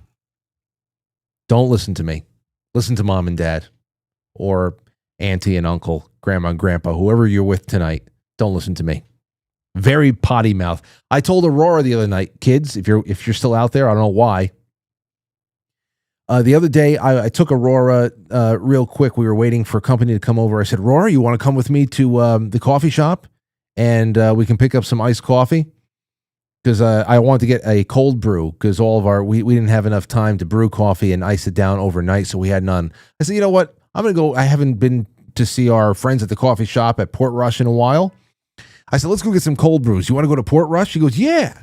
So we went together, and I was parallel parking, and somebody just like walked behind the car as I was parallel parking. Didn't even look. And I said something like, you ass. Or you asshole. I just muttered it under my breath. And Aurora said, Daddy, you can't talk like this. And I said, I'm sorry, Aurora. Daddy has a potty mouth. She goes, oh, that's disgusting. I said it too. Well, it's true. My mouth is a potty. I don't care. I'm just going to come out with it. And there you go. Thank you. Genie Yankee fan says, having a sound soul with gratitude. Thank you for having Gigi on tonight. Well, thank you, Genie. Thank you so much. And I'm so sorry ahead of time for the terrible 2026 Yankee season that we're going to have. I apologize ahead of time. It's going to be bad. So Just think of the good times. Think of the old days. It's 2026. That means 1996 was 30 years ago. Wow. Crazy. Haywood says all it took, Frank, is one good shot for Democrats to blame the shooter and not the gun. Yeah, I know. It's crazy, isn't it? Because they love the authority. They love the authority they love the cops when they're the ones who can go and tell Department of Homeland Security, some departments and offices of DHS or the FBI to go out into the interior of the country and arrest thousands of people in their homes because of January 6th. Miss Maniac, Kelly in Louisiana says, sending only positive feelings and energies, vibrations, frequencies, prayers, along with truckloads of love, big but gentle hugs, and monolithic tons of perseverance always. Thank you, Kelly. I put you down over here. Mishe G says, thank goodness for your patience and kind sense of humor toward your callers. Where would we be without these qualities? Lots of laughter. Jay Semo says, great interview and calls. I'm in for the silver, please. I got you in there too, Jay. And Misha G came back in, says, stay away from those energy vampires. They do suck the life out of you. My second comment for the day, trying to catch up. You're doing wonderful, and thank you so much for the support. I can't tell you how much it means. Miss Maniac, Kelly's back, says, great show, Frank. Thank you. Love and the Franklies Franciscans. Such a great group. I believe we were put here to help each other. Let me put Miss Maniac in for her second one. Okay. Over on quitefrankly.tv, pill.net, Serpentine says, always lurking, Frank. Keep up the good work, Mang. Thank you. Safety Net says, group hug for the chat, Frank and Frankly family. Sentinel says, might is right is the fallacy of the club. It's right because I said so, not rational reason. This fallacy can be used, but immoral, to accomplish goals using a means to an end. Well, here's the thing. It depends on where you get your morality from. Where do you derive your moral code? Where is it? When you think about rights and morals and all that stuff, where is it? If you might makes right is why we have the United States in its original form. We were the majority, the absolute majority. Okay? Established this country. At that point, independent. It was an undeniably, for example, Christian, white European country. And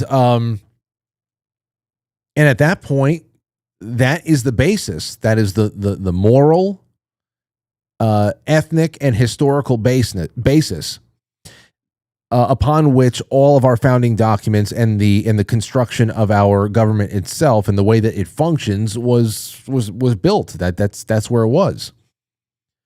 So when you say that whole might makes right, yeah, it's one thing to say, well, okay, well, if I'm going to go into somebody's house tonight with a baseball bat, and I'm going to just overpower the old couple that's in there, and that'll be that.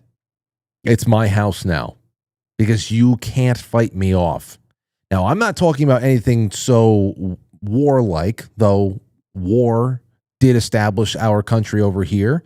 Manifest Destiny and westward expansion did establish our country. We did have to do quite a bit of fighting and relocating of not only Native Americans, but also fighting against the Spanish. A couple of well-timed purchases as well.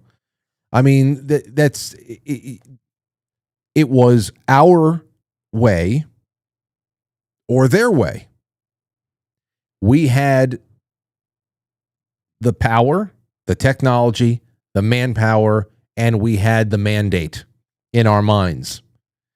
Now, as far as establishing that coast-to-coast kingdom for ourselves, the real question is maintaining it And what do you do at that point?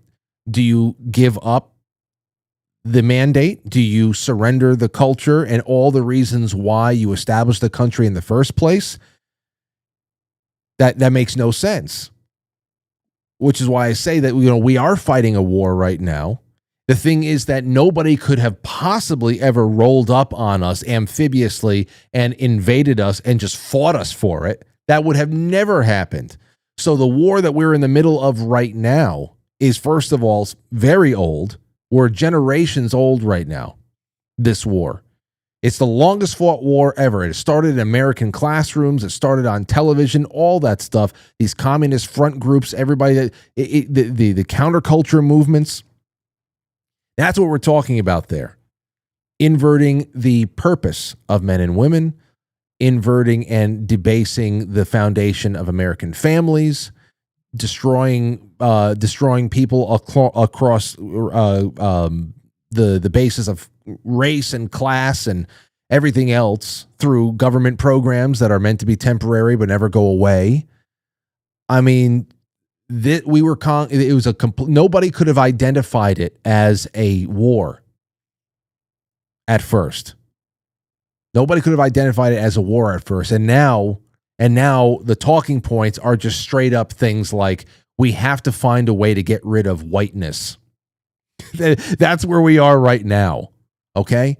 So might makes right from a satanic standpoint of just going and, violating a person's sovereignty, not from a purely non-religious, libertarian, non-aggression principle standpoint, going and just brutalizing somebody and taking their shit away from them. Yes, I understand. To say, well, it is mine because I can take it and that's that. That's also to some degree how nations form as well. And what are we going to say? Okay, you have to accept some legitimacy to the thought that a majority of people who come from a specific worldview, religious view, whatever it is, that's where we got our morals from. That's where it's from. And that's what we're going to enforce because we're the majority and this is how we live our lives. It makes perfect sense. Perfect sense. I mean, look at how godless liberals impose their morality onto people when they find a way to gain control of houses of Congress. They are not the majority in specific states and regions by far, which is why we were never meant to be a national government. We were supposed to be a union of states to make sure that gigantic, urban majorities were never able to really, bring their heavy fist of whatever the hell they're believing in at that given time on people elsewhere who are not capable of outvoting them in some kind of a way.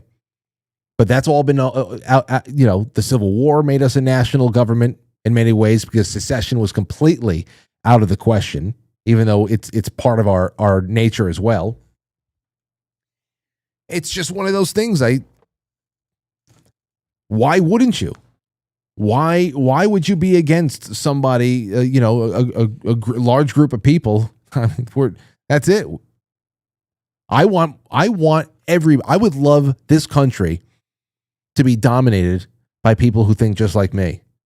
And if you think that I'm not going to put my will forward through the legislative body, if I have a majority in Congress, if you think that I'm not going to, might makes right. But the only thing is that I just happen to be a Jeffersonian constitutionalist when it comes to, my ideal makeup of how America functions and all that stuff. So you might be okay with most of the things that I do, but just some things to think about there. Sentinel says the world is not full of angels. We can disconnect from the world at great cost for morality reasons, but there is too much money to be had. I know, but we can disconnect from the world in the way that we're connected to it right now. That'd be great. The foreign aid doesn't help anybody. Charitable givings does. There's more than enough people in this country. We still, with how much we are stolen from the United States, there's nobody that comes close to giving as much as we do on a charity basis. Can you imagine if everyday Americans actually were able to have a shirt on their backs again and 40% of their work year wasn't shoveled off to some fucking transgender nut job in D.C.? Can you imagine what we would give the world? Can you imagine what organizations people would start? More Doctors Without Borders type of people? That would go out there and actually pick up a mission to go and actually dig a well for somebody instead of, offloading it to the UN. So the UN shows up and diddles a bunch of kids and then maybe digs a well. We can do all that stuff without the kid diddling. We don't need to give nothing. Ron Paul said it the best about foreign aid. It's taking money from poor people in rich countries and giving it to rich people in poor countries. That wisdom has not expired.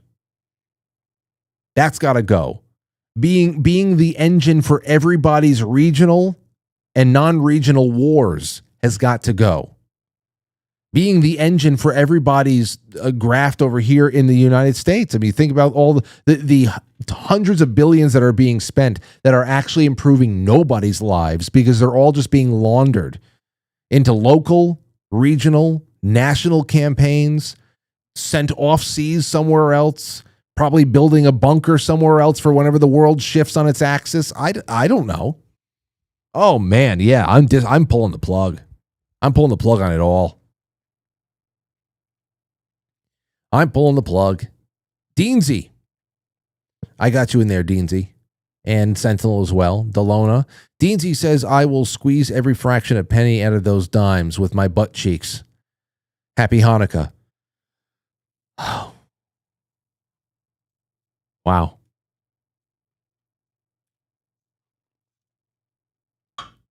Hold on a second. Delona. Whole sleeve of cookies. I put those in before. Amethyst Cat says, happy humpity hump day. May you all get humped. Big Chief Patriot. Love it when you have Gigi on. Going to rewatch the episode. Came late and didn't want to miss another great interview with an amazing guest. Thank you. Kobe Wan, thank you for the phone. Let me put Kobe in there. Kobe Wan Nathan says, Gigi, great as always. Nathan is in there. And then Silly Boar says, great show as always, Frank. Okay. Well, I appreciate you guys. It's time that we go. It's time that we go. Hold on. Karen with 123 dogs says, a little light of mine. Let it shine. Let it shine. Watch Karen win this whole thing. Karen with 123 dogs. 123 dogs? That's crazy, man. That's crazy. Okay. That's all I had. Stop right there. It's 8:56. I've got 92 names in here. And what you are going to be getting is a bag of six American silver dimes, 5 of which are Mercuries. That's right, Mercury. Then you're also going to be getting a wonderful condition Fingerprint of the Gods by Graham Hancock. I will write something in the on the inside of it to you, whoever the winner is. And then already placed inside is a pristine bicentennial print of the $2 bill, which has been stamped and postmarked April 13th, 1976. Little piece of history. You can go figure out how much it's worth. And you can cash in if you'd like, or you can just, you can frame it.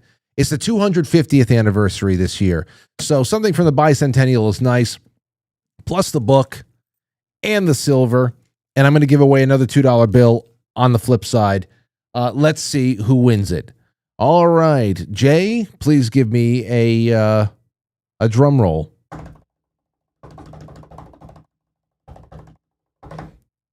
The winner is Deansy. He actually did it. Deansy made a weird comment about squeezing the silver out of his butt cheeks or dimes, and he actually did it. Wow. And again, ladies and gentlemen, Dean threw in maybe a couple of super chats on Pilled or something like that against all odds. Somebody like Delona throws in a sleeve of cookies there. That's like 12 votes that she got. Much to her dismay, she has not won in a while. Deansy, maybe it's just the fact that he said Happy Hanukkah, that he won the silver. That's weird. Thank God I did not put God into this with the Stunad shirt. Deansy makes oh man, talk about crazy. Anyway, you guys have been fantastic.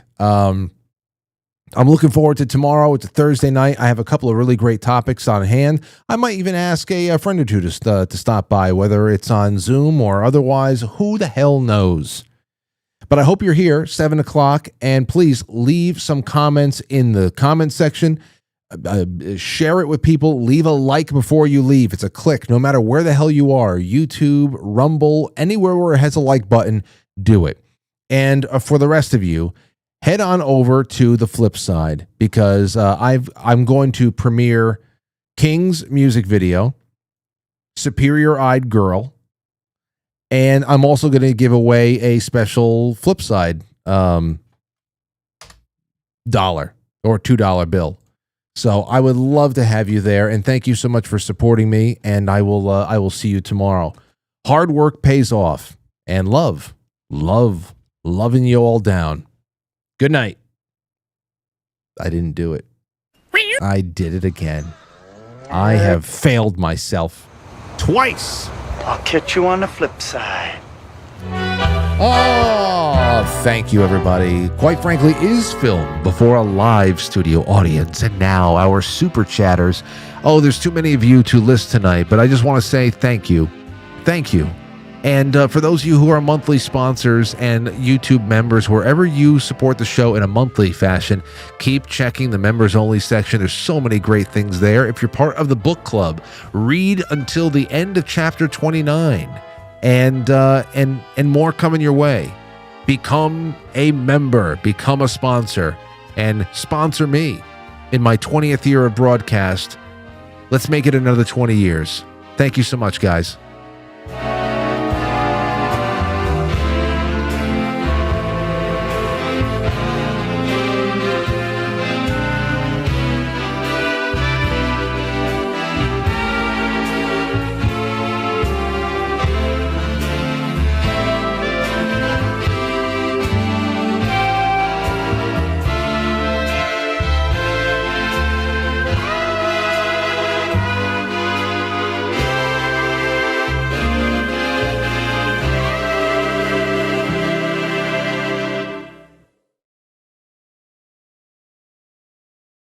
Everybody knows shit. Fuck. Everybody knows shit. Fuck. Everybody knows shit. Fuck. Everybody knows shit. Fuck.